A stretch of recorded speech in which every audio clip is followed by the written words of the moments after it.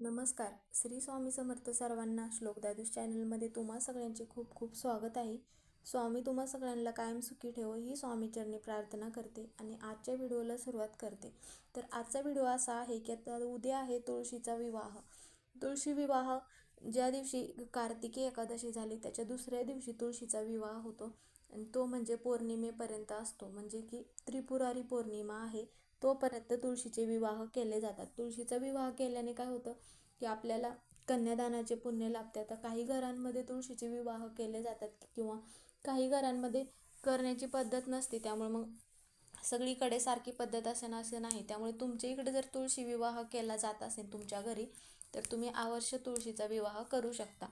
जर नसेल करण्याची पद्धत तर मग हरकत नाही. आणि मग तुळशी विवाह झाल्यानंतर त्याच्या दुसऱ्या दिवशीपासून म्हणजेच की त्रिपुरारी पौर्णिमेच्या दुसऱ्या दिवशीपासून म्हणजेच की आपल्याकडे पद्धत आहे की तुळशीचे विवाह झाल्यानंतरच मग शुभ कार्यास मान्यता होते. म्हणजेच की शुभ विवाह म्हणा किंवा एखादे शुभ कार्य करण्यास प्रारंभ होतो.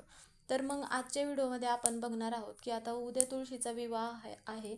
तर मग तुमच्या घरी जर तुळशीचा विवाह नसेल तरी हरकत नाही, पण तुमच्या घरात एखाद्या व्यवसायामध्ये प्रगती होत नसेल किंवा सतत अडचणी येत असतील किंवा मुलाची प्रगती वगैरे होत नसेल किंवा विवाह जुळून येण्यास अडचणी येत आहेत, तर मग त्यासाठी आपल्याला तुळशीजवळ एक वस्तू ठेवायची आहे. तर ती अशी काय वस्तू ठेवायची आहे ते आजच्या व्हिडिओमध्ये आपण बघणार आहोत. तर व्हिडिओ शेवटपर्यंत नक्की बघा. व्हिडिओ जर तुम्हाला आवडला तर व्हिडिओला लाईक करा. तर आपण तुळशीचा विवाह जर करत नसेल तरी हरकत नाही, पण तुळशीचं रोप प्रत्येकाच्या घरी असतं. म्हणजे तुळशीचं वृंदावन म्हणा. आपण तुळशी मातेला दररोज जल अर्पण करतो, सकाळ संध्याकाळ दिवा लावतो.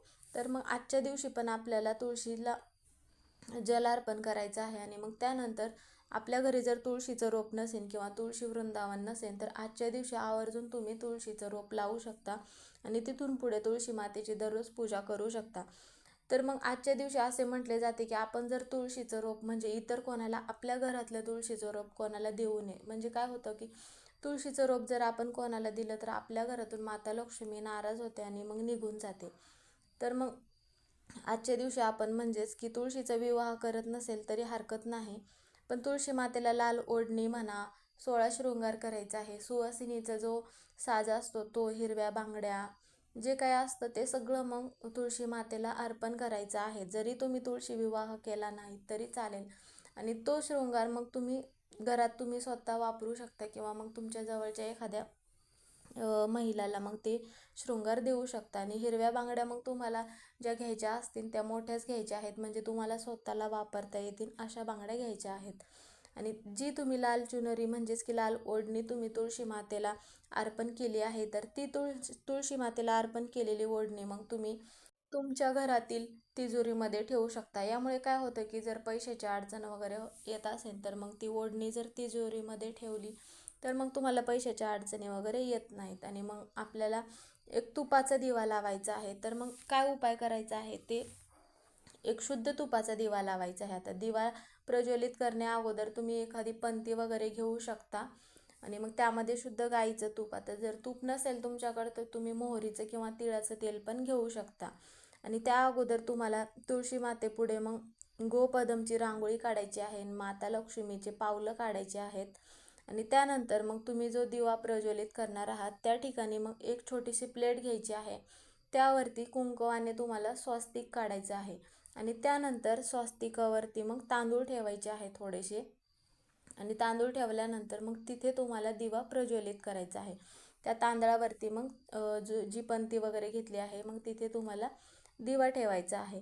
आणि मग त्यानंतर दिव्याची तुम्हाला हळदी कुंकू लावून फूल वाहून पूजा करायची आहे. आणि मग त्यानंतर 7 हळकुंड घ्यायचे आहेत. आता 7 हळकुंड तुम्हाला मग तुम्ही जिथे सामान वगैरे घ्याल पूजेचं तिथे तुम्हाला 7 हळकुंड भेटतील. आणि मग चांगले हळकुंड घ्यायचे आहेत. आणि मग हा जो उपाय करणार आहोत तर त्यावेळेस मग आपल्याला पिवळ्या रंगाचं कापड घ्यायचं आहे. आणि मग त्यावरती आपल्याला 7 हळकुंड ठेवायचे आहेत. आणि हरभरा डाळ घ्यायची आहे. आता हरभरा डाळ पण किती 11 घ्यायची आहे, म्हणजे मोजून घ्यायचे आहेत. आणि त्यामध्ये थोडंसं गूळ टाकायचं आहे. आणि मग हे जे सगळं साहित्य पिवळ्या वस्त्रावरती ठेवायचं आहे आणि त्याची आपल्याला एक पोटली बनवायची आहे. आणि मग त्यामध्ये थोडंसं तुम्हाला जर शक्य झालं किंवा भेटलं तर केशर घ्यायचं आहे. आणि मग त्यानंतर ही सगळी पोटली तुम्हाला बनवायची आहे.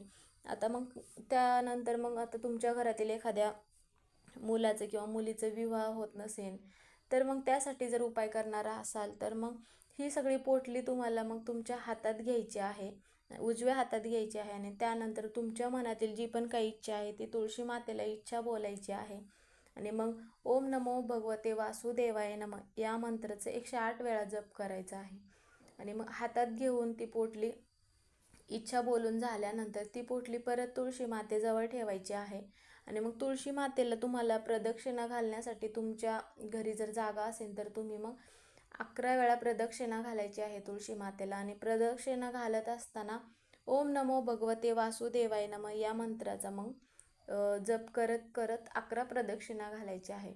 आणि मग त्यानंतर ती पोटली घेऊन मग भगवान विष्णूंच्या मंदिरात जायचं आहे. जर आता भगवान विष्णूंचं मंदिर तुमच्या जवळपास नसेल तरी हरकत नाही, किंवा मग तुम्हाला केळीच्या झाडाखाली किंवा आवळ्याचं झाड असेल तुमच्या जवळपास तर मग तिथे जायचं आहे.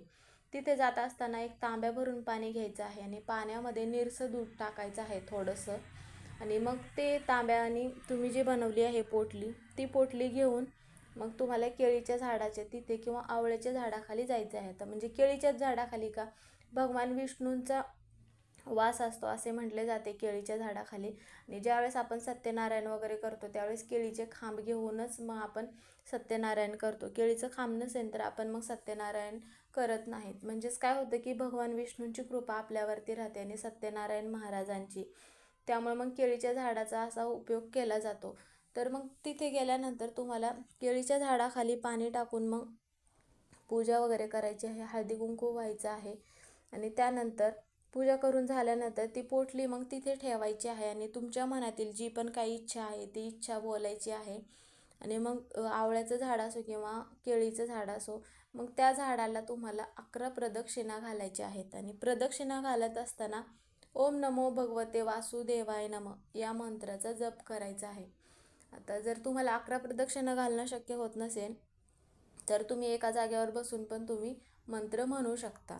आणि मग तो मंत्र पण तुम्हाला 11 वेळा म्हणायचा आहे.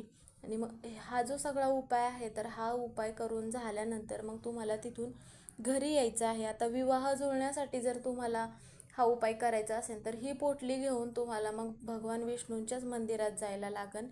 केळीच्या किंवा आवळ्याच्या झाडाखाली मग हा विवाह जुळण्यासाठी उपाय करता येणार नाही. आता तुमची जी पण काही इतर इच्छा असेल तर ती इच्छा मग केळीच्या आणि आवळ्याच्या झाडाला बोलून तुम्ही हा उपाय करू शकता. आणि मग पोटली तुम्हाला तिथे ठेवून यायची आहे. आणि घरी येताना मग कोणाशीही बोलायचं नाही, कारण आपण जो उपाय वगैरे करतो जर मध्येच रस्त्यात आपण थांबलो किंवा कोणाशी बोलणं वगैरे झालं तर त्याचं फळ आपल्याला मिळत नाही असे म्हणतात. त्यामुळं मग घरी आल्यानंतर हातपाय धुवून मग आपली इतर जी कामं आहेत ती कामं करायची आहेत.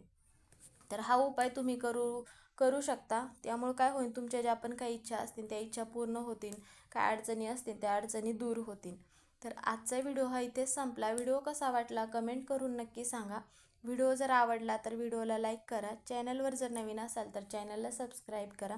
कमेंटमध्ये श्री स्वामी समर्थ किंवा ओम नमो भगवते वासुदेवाय नमः